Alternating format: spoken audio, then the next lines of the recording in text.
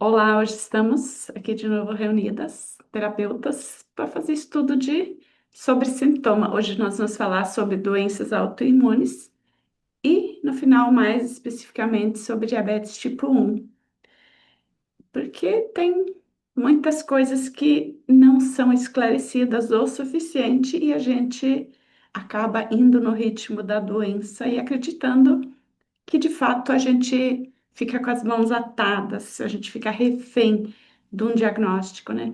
Então, você que assiste a gravação no YouTube, que não conhece ainda essa ciência, medicina germânica, é interessante buscar mais informações, porque é uma ciência que foi provada já há alguns anos cientificamente. Ela é baseada na epigenética, né? Também na epigenética, mas em outras ciências. E A Biologia da Crença é um dos livros que fundamenta também essa teoria, fundamenta também a medicina germânica, né? Mas tem outras ciências mais antigas que embasam esse olhar que eu vou trazer aqui hoje, né? Então não é um achismo, não é algo assim que de hoje, é coisas que a ciência já provou que nosso corpo autocura sim.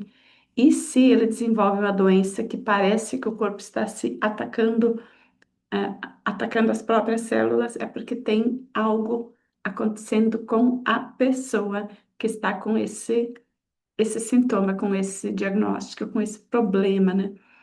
Então, o que que diz a ciência oficial? Que a diabetes tipo 1, ou toda doença autoimune, é uma condição crônica, então já diz, né, que é crônica, que não começou de repente, onde o sistema imunológico, por engano, ataca células, tecidos e órgãos saudáveis do próprio corpo, confundindo-os com invasores. E isso gera inflamação e danos em áreas como articulações, pele, sangue e órgãos. Então, essa é uma comprovação científica da ciência oficial. Eu vou aqui agora trazer sobre como nós explicamos todas essas características aqui, né? Então, exemplos que incluem, que são vistos como doenças crônicas, mas tem autoimunes, mas são muitas, né? Lúpus, artrite reumatoide, tireoide Hashimoto, diabetes tipo 1, mas tem muitas doenças que são chamadas de autoimunes. Então, aqui vou trazer agora a versão das descobertas da medicina germânica em relação a essa mesma explicação de que é isso que acontece quando a gente tem essa doença, né? Então, a ciência oficial está certa quando diz que é uma condição crônica, mas ela não vê os fatores que fazem uma doença se tornar crônica. Então, a epigenética, ela pesquisou os fatores que fazem uma doença se tornar crônica e o Dr. Hammer comprovou isso mais especificamente, ele foi mais pontual. Por que uma doença fica crônica? Ele trouxe um acréscimo ainda a isso, né? Então, tem três fatores, e também o nosso colega sempre fala de quatro fatores, que acrescentar mais um, vou falar também sobre esse, né? Então, os três fatores que o Dr. Hammer comprovou através da ciência dele, né? Que a pessoa que desenvolve uma doença crônica, ela se sente inadequada, como um peixe fora da água. Aí eu pergunto para você que está assistindo, vocês que estão aqui ao vivo, que estão da comunidade Novo Olhar para os Sintomas, quantas vezes você se sente diferente da grande massa? Você está nos grupos, você se sente inadequada, parece que você não tem nada para contribuir, parece que aquilo que você sabe fazer, sabe falar, não tem valor. Então, essa inadequação, esse peixe fora da água, está por trás de toda doença crônica, né? O segundo fator, que também ele comprovou, que é a pessoa que toma muitas medicações ao longo da vida e também aquela que se envenena com má alimentação, com maus pensamentos, com uma má nutrição do corpo fisiológico. Isso também contribui para que uma doença fique crônica. E o terceiro fator que ele provou que traumas internos profundos e que estão no comando da nossa vida. Então, esses três fatores foi comprovado que fazem parte de toda a condição crônica. E a diabetes tipo 1 é reconhecida como uma condição crônica. Então, a pessoa que tem diabetes tipo 1, ela tem essas três características como fazendo parte do ser dela, né? Então, por aqui já dá para saber como ajudar uma pessoa que tem diabetes tipo 1. Precisa olhar para esses três fatores e aliviar eles já. Então, precisa fazer terapia, precisa cuidar da alimentação, do envenenamento do próprio corpo e precisa buscar companhias onde ela se sinta pertencente, ela se sinta parte, porque o nosso clã de origem, ele tem muito a ver com a gente se sentir excluída, vem da nossa criação, da nossa infância, essa questão de se sentir inadequada, né? Então, desde bebezinha, a gente já pode nascer com esse trauma também, né? Mas ele é potencializado na nossa criação. Então, pessoa adulta que tem esse sintoma, ou mesmo criança, precisa olhar para isso. Em que partes ela está se sentindo não segura dentro do ambiente. Esse ambiente não está tranquilo para essa pessoa que tem esse diagnóstico. Mas o que a ciência oficial não leva em conta é o que a pessoa está com o sintoma, o que ela está vivendo. Quando ela diz que o corpo, por engano, ataca as células, né? Então, o nosso corpo nunca se engana, a nossa mente engana, nosso pensamento, nossas emoções se enganam, mas o nosso corpo, que é comandado por todo um complexo de situações, ele não se engana, ele busca a sobrevivência nossa, né? Então, ele não ataca, o sistema imunológico não ataca por engano as células e os tecidos saudáveis do nosso corpo. Quando ele ataca, que parece que está atacando, é porque ele está buscando com que a gente sobreviva. E isso é comprovado pela quinta lei da nossa biologia. Nossa biologia tem 5 leis. A quinta lei resume todas as outras 4. E essa quinta lei, ela fala sobre o funcionamento da nossa biologia. O que que ela diz? É a quinta lei biológica, ou quinta essência, como o doutor chamava, explica que cada doença faz parte de um programa especial da natureza, com um sentido biológico, ou seja, faz parte da evolução da vida. Então, se a vida existe há tantos anos, é porque a nossa biologia sabe o que precisa fazer. A nossa biologia é muito antiga. Nossa biologia sempre busca pela sobrevivência da espécie. Todos os animais têm isso, as plantas também têm isso. Então, todo ser vivo busca a evolução da espécie. E ainda acrescenta essa quinta lei que todos os programas fisiológicos normais do nosso corpo, bem como esses programas especiais, que no caso é a diabetes tipo 1, eles foram integrados na nossa natureza através de milhões e milhões de anos de evolução. O corpo foi entendendo isso a partir da evolução da espécie, né? Então, no fundo, não há nada maligno, não há nada benigno em todos os processos do nosso corpo. Ele está apenas sobrevivendo enquanto estamos evoluindo.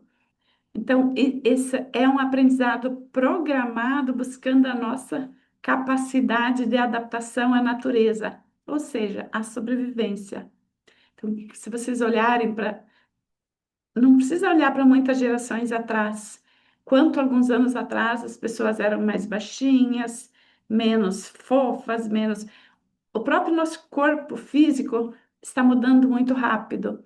E essa é pela busca da sobrevivência, é uma adaptação necessária que a natureza nossa entende para manter a espécie humana viva, né? E toda a doença autoimune faz parte disso. E outra coisa, o final ali que fala que confunde esses ataques às nossas células com invasores, né? que ela fala, o que são os invasores? São os micróbios e as bactérias, né? Tipo, esse ataque que vai comendo a nossa energia, que vai sugando a energia da pessoa diabética tipo 1, é como se fosse essas bactérias, né? Então, aqui tem duas coisas que não são condizentes com isso aqui, com a epigenética e com a medicina germânica. A quarta lei biológica explica o que acontece na nossa biologia em relação aos invasores.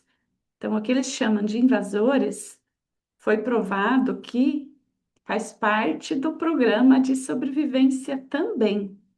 E essa lei ele chamou de sistema ontogenético dos micróbios, micro-organismos. Por quê? Essa lei prova que nenhuma doença é criada por micro-organismos. Nenhuma bactéria, nenhum vírus, nada cria uma doença. Que a primeira lei já explica como cria a doença, que foi o começo da minha explicação hoje, como a doença começa, né? Pelos três fatores, né? E os micro-organismos, eles têm uma contribuição para reparar os danos causados pela doença. Então, ele usava o exemplo dos bombeiros. Ele dizia assim: se a gente não soubesse o que é o caminhão que vem apagar os incêndios, uma pessoa que nunca viu um caminhão de bombeiros, não sabe o que que eles fazem. Ela vê que cada vez que tem um incêndio, tem um caminhão de bombeiros, ela vai dizer, é esse caminhão vermelho ali que está botando fogo em tudo, né? Então, sempre que tem um fogo, tem esse caminhão. Logo, ele põe fogo.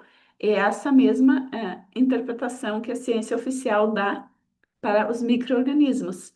Então, não são os bombeiros que põem fogo, eles vêm para reparar o estrago que o fogo já está fazendo, né? E os micro-organismos, as bactérias, tudo isso, eles vêm para fazer com que o nosso corpo volte à normalidade. Faz parte da homeostase, de toda a recuperação do nosso sistema biológico, né?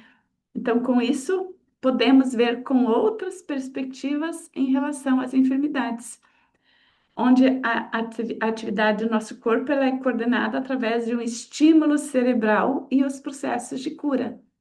Então, os micro-organismos, eles vêm porque eles são um comando do nosso cérebro, da nossa inteligência fisiológica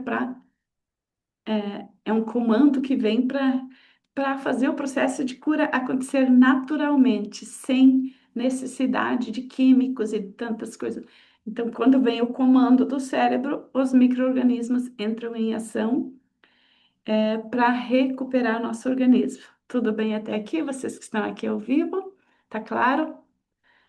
Então, é uma ciência que foi provada, faz muitos anos que eu estudo isso, e cada vez que eu vou explicar, cada vez que eu estudo, eu ainda percebo que eu ainda não entendi tudo, né? Então, é algo assim muito diferente do que a gente aprendeu que onde tem uma bactéria tem que pôr algo para matar ela, tipo, tem bactéria, tem que matar porque ela é um invasor, né? Então, aqui não vou aprofundar também sobre a questão da diabetes, né? Porque eu tenho muitos vídeos aqui no YouTube sobre isso, né? Mas o Dr. Hammer comprovou que toda pessoa diabética, tanto tipo 1, tipo 2, tipo Alzheimer, ela vivia em situações fortes em que ela sentia que ela precisava resistir muito. Então, você que tem diabetes, ou você que quer ajudar um filho diabético, ou um marido diabético, ou conhece alguém que se você é terapeuta, também alguém diabético, para você ajudar essa pessoa, você precisa olhar, pesquisar quais situações ela está precisando ser forte. Tipo, é como se a gente tivesse, eu falo a gente, porque eu vivi minha vida toda assim, é como se a gente precisasse fazer força o tempo todo para empurrar algo que queria invadir o meu corpo, invadir o meu ser, algo assim que a gente não tem consciência. Então a gente fica o tempo todo na defensiva, o tempo todo como se tivesse alguém querendo nos tomar. Quem tem diabetes entende do que eu estou falando, né? Porque a gente fica reativa, a gente se torna uma pessoa que está sempre pronta para a guerra, mas não consegue guerrear. Então a gente se ofende, a gente se magoa, a gente leva tudo para o lado pessoal. Então a pessoa diabética, ela tem essa compreensão interna de que ela precisa resistir, ela precisa ser forte. Forte no sentido, se ela não conseguir segurar todo o externo que está atacando ela, ela pode, não vai aguentar. Então, como eu falei, é uma coisa mais inconsciente, né? Então, era isso que eu tinha, assim, para trazer de conhecimento hoje, mas a gente também propôs estudo de caso, aprofundar exemplos reais. Eu vou trazer aqui um exemplo de uma mulher que eu atendi, que fez terapia comigo, melhorou bastante, ela diminuiu bastante a medicação. Ela ainda está tomando um pouquinho de remédio para alguma coisa de vez em quando, mas ela tomava medicação para depressão, ela tomava ansiolítico, além do remédio para depressão. Ela tinha muita dor nos pés, ela já tinha pé diabético antes de ser diagnosticada com diabetes tipo 1. Então, ela já, isso que a ciência oficial fala que a diabetes ataca esses órgãos, essa mulher já tinha esses sintomas. Então, ela tomava remédio para sinusite, muitos corticoides. Aí o corpo dela estava muito inchado, estava enorme. E ela me procurou faz algum tempinho, porque ela teve o diagnóstico de síndrome do pânico. Ela precisava, e bipolaridade, né? Então, ela precisava tomar medicação também para isso. E foi nesse momento que ela me encontrou no Instagram e fez terapia comigo, né? E junto com essa síndrome do pânico, ela também tinha depressão, como diagnóstico já, né? Então, durante o tratamento, a gente foi e ela tinha também o diagnóstico de diabetes tipo 1, mas era recente, não era muito antigo. Já o pânico, essas outras dores, ela já tinha tido bem antes. E a gente foi nas sessões tratando cada situação que foi aparecendo, né? Então, para sair de uma doença, sim, precisa levar em conta os fatores lá. O terceiro fator, que são os traumas internos, que é aquilo que a pessoa está revivendo inconscientemente, né? Então, uma pessoa com diabetes tipo 1 ou qualquer doença crônica, ela tem, às vezes, ela tem um trauma muito grande, ela teve uma perda muito grande, às vezes ela teve, pode ser, por exemplo, uma morte já dentro do útero, enquanto ela estava sendo gestada. Às vezes, o próprio parto é uma perda muito grande para uma criança, né? Então, são N fatores ao longo da vida que vão, mas principalmente até os 7 anos, que vão sendo somados como traumas, como situações de perigo de morte, né? Então, tudo depende sempre, isso a gente nunca pode esquecer. Quem olha de fora diz, não, aquilo nem foi tão difícil, ela nem sofreu com isso. Por exemplo, em relação a uma criança também que eu atendi uma mãe que tem uma criança com diabetes tipo 1. Aí, conversando com a mãe, tentando encontrar os traumas que ela estava vivendo, não, ela nem ligou para isso.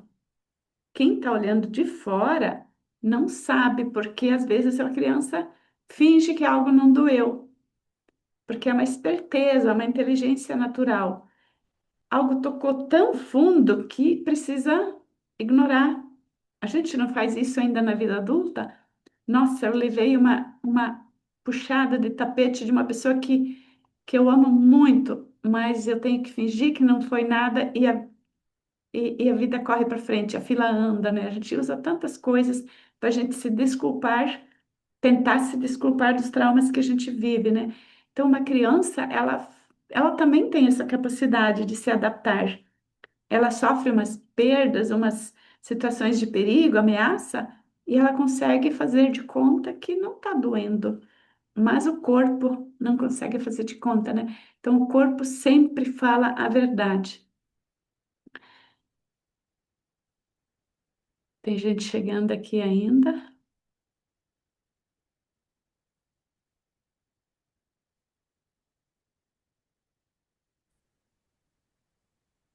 Nossa colega Xanda, lá de Portugal. O microfone Olha, está eu contigo. Eu concordo em absoluto com tudo aquilo que foi transmitido por ti, porque é uma informação muito válida, muito importante mesmo, as pessoas perceberem que efetivamente é o nosso corpo que fala e que nos diz aquilo que não está bem. O grande problema é que nós não sabemos a linguagem do corpo. Nós não aprendemos da mesma forma como aprendemos a falar o português, como aprendemos a matemática, como aprendemos a história, que são disciplinas que se aprendem na escola, devia haver uma disciplina que ensinasse a linguagem do nosso corpo. Cada parte do nosso corpo que é atacado por uma doença, que não é um fator externo, é um fator interno, como tu acabaste de dizer, é muito importante que as pessoas percebam isso. Ahm, é uma doença que surge, ou uma fragilidade, ou debilidade que surge no nosso corpo, é uma informação de alerta que o nosso corpo está a dar à nossa mente. É, olha, eu estou com um problema aqui neste sítio. Por favor, olha para ele, porque se tu não olhares para ele, vai piorar. E enquanto nós não aprendermos esta linguagem, e não soubermos quando o nosso corpo manifesta uma doença em determinado local, eh, há um motivo específico relacionado com esse local. Tem a ver com energia que não flui corretamente para lá, ou não flui mesmo. Tem a ver com pensamentos negativos, como tu disseste, e nós vivemos sempre sujeitos a pensamentos negativos, porque é assim que nós aprendemos na nossa sociedade. E Nós são crescemos necessários, porque e para são sobreviver necessários para a tantos bilhões de sobrevivência, sim. anos, Certo, são necessários para a sobrevivência, mas também é importante nós percebermos que nem sempre os pensamentos negativos devem ser levados ao exagero, porque nós não podemos estar constantemente a pensar em situações negativas. Numa situação que nos surja, há sempre 50% de hipóteses de haver uma coisa positiva ou negativa. Não é? E depende de nós, tendo consciência de que o negativo é importante, depende de nós fazer a escolha para evoluirmos. E a escolha para evoluirmos muitas vezes é ultrapassar o pensamento negativo. Ah, então, muitas das vezes estamos sujeitos a doenças porque não sabemos a linguagem do nosso corpo, não entendemos o que é que o nosso corpo está a transmitir. Eu vou dar um exemplo muito básico, que eu acho que define muito esta situação de que não são as bactérias nem os micro-organismos que nos atacam e que provocam doença. E sim a nossa fragilidade, a fragilidade do nosso corpo, a fragilidade da nossa energia e a forma como nós vivemos a nossa vida através dos traumas do passado, através de todo um complexo energético que não funciona em equilíbrio no nosso corpo. E o exemplo é bem simples. Porque é que pessoas que vivem na mesma casa, que estão sujeitas ao mesmo ambiente, e não há fatores externos que alterem a sua vivência, porque é que umas ficam constipadas dentro dessa casa e outras não ficam? Estão a viver no mesmo ambiente. Porque é que umas ficam doentes e outras não ficam? Porque há um processo diferente de vivência. Há um equilíbrio diferente em cada corpo. Portanto, uma pessoa que nunca fica doente é uma pessoa que tem um equilíbrio energético, emocional e de pensamento que permite que todo o fator externo que tenta invadir não vá ter sucesso, porque está um equilíbrio feito. Eu acho que toda esta informação vem, de alguma forma, realçar aquilo que tu estás a transmitir e que é extremamente importante. Que é extremamente importante.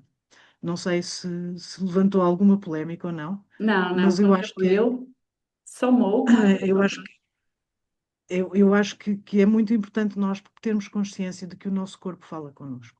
é isso. É só isto, obrigada. Sim, e é importante a gente que sabe que isso existe, que essa ciência já, e que todas essas, tantas ciências que provam isso, né? Que não tem nada de fora que nos faz ficar doente se a gente não está aberto para receber essa doença, esse micróbio, né? Esse perigo, esse invasor. Então, quando a gente tem essa consciência, a gente também vai ter mais força, mais vontade de investir no nosso autoconhecimento, na nossa autoevolução, porque se a gente sabe que isso previne com que a gente sofra, previne com que a gente pague um preço muito alto por coisas que poderiam simplesmente ter passado, como a Xanda trouxe, pessoas na mesma casa, uma tem a doença, a gente viu isso muito forte na pandemia, como pessoas que tinham toda a predisposição não foram atingidas pelo vírus, enquanto outras totalmente saudáveis, pessoas que pareciam imunes, sucumbiram, né? Então foi ali veio por terra tanta coisa que foi pregado para gente, né? E com certeza isso ajudou muitas pessoas a olhar para si, porque muitas pessoas começaram a ver que os paradigmas pregados não eram bem verdade, né? Obrigada pela contribuição, Xanda. Mais alguém quer contribuir? Pode abrir o microfone se desejar falar. Está quebrando próprios paradigmas internos quando se expõe aqui, né? Então, nós estamos aqui num grupo. Um grupo aqui que é seguro. Depois, lá no YouTube, nem sempre a gente sabe quem vai assistir, mas é assim que a gente sai do nosso casulo de ter medo do que a gente não conhece, né?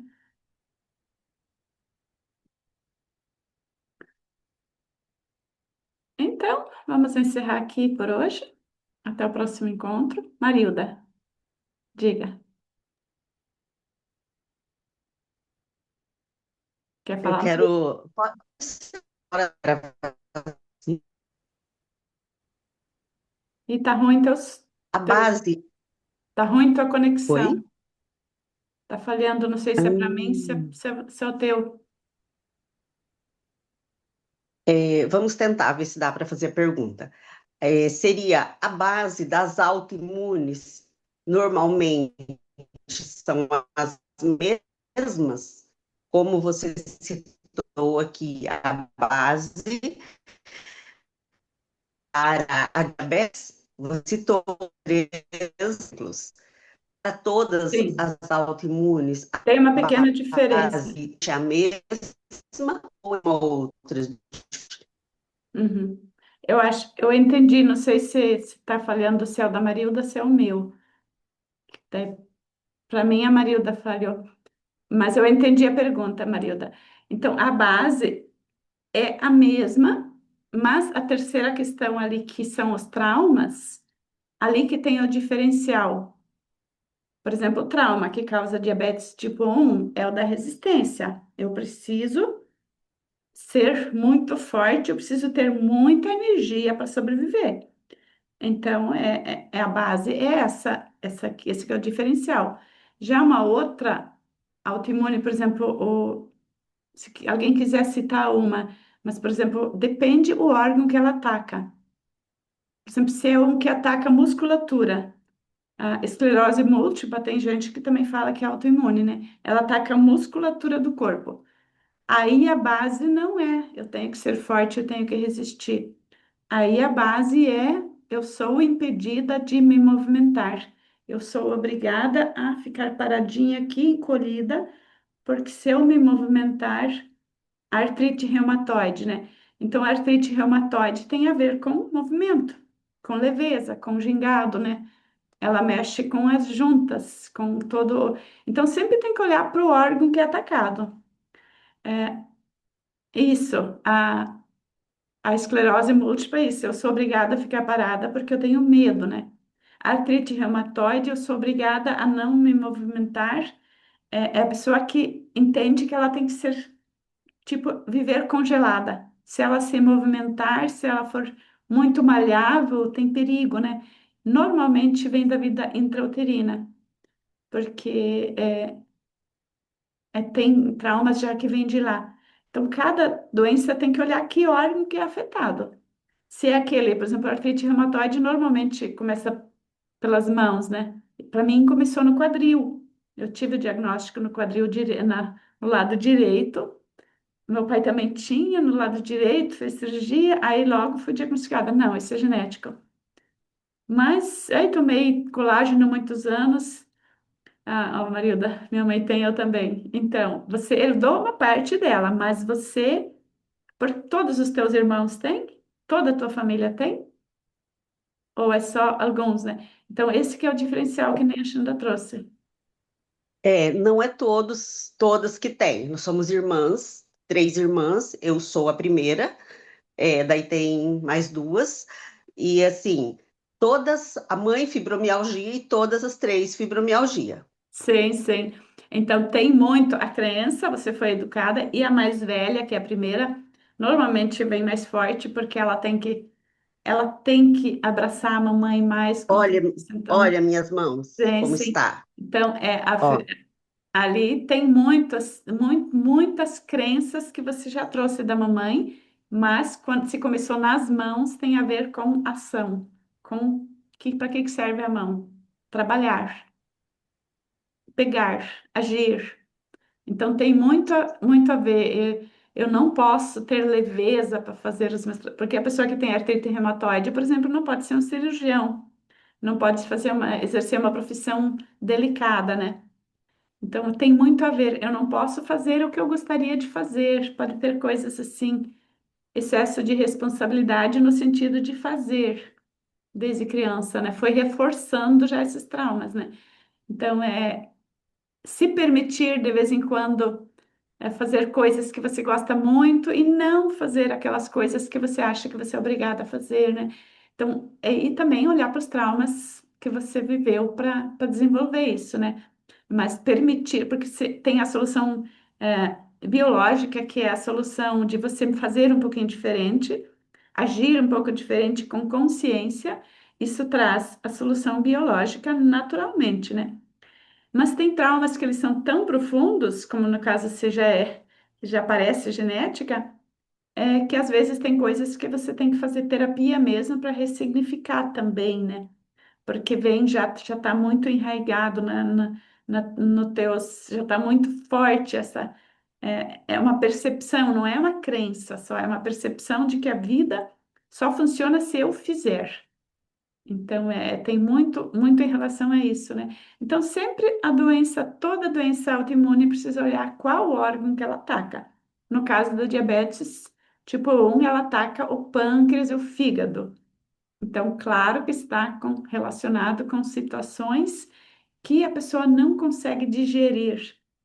Os ductos ali, os canais do pâncreas e do fígado estão fazendo excesso de força para conseguir digerir tantas situações que causam raiva e que causam medo também, né? Então, ontem à noite a gente está fazendo um workshop da menopausa, a gente refletiu sobre isso, né? Então, as raivas que uma criança passa já dentro da barriga. No primeiro dia, o parto é uma raiva muito grande, imagina, pode ser uma raiva, né? Então, como eu falei antes, não quero me estender muito aqui, mas toda a vida de um bebê, ele tem muita coisa que ela é contrariada. Um bebê gostaria de ficar na barriga da mãe para sempre, porque é tão quentinho, tão gostoso ali, mesmo que a mãe seja problemática, mas é mais seguro do que nascer. Então, todas essas questões precisam ser levadas em conta quando a gente olha para uma doença autoimune, qualquer doença crônica, né? Então, gente, era isso que eu tinha para hoje. Quem assistiu a gravação até o final, muito agradecido também. E deixe sua curtida, seu comentário e divulgue para outras pessoas, porque a gente divulga que acontece isso que a Xanda falou. Na escola a gente não aprende, mas a gente, depois dos 15 anos, a gente é responsável por fazer a nossa escola na vida, né? Então a gente aprende, a gente busca aquilo que a gente, como adulto, é responsável por buscar. Se o sistema lá fora não nos dá, a gente pode buscar e a pessoa busca. Se ela, às vezes você que está assistindo aqui vai ser aquele elo de encontrar isso, né? Assim como eu encontrei em 2018 a medicina germânica e desde o primeiro momento eu entendi, nossa, era isso que eu estava buscando, né? E a gente precisa continuar com afinco, assim, com paciência e vai entendendo e vai mudando nossas percepções internas. Obrigada, tá?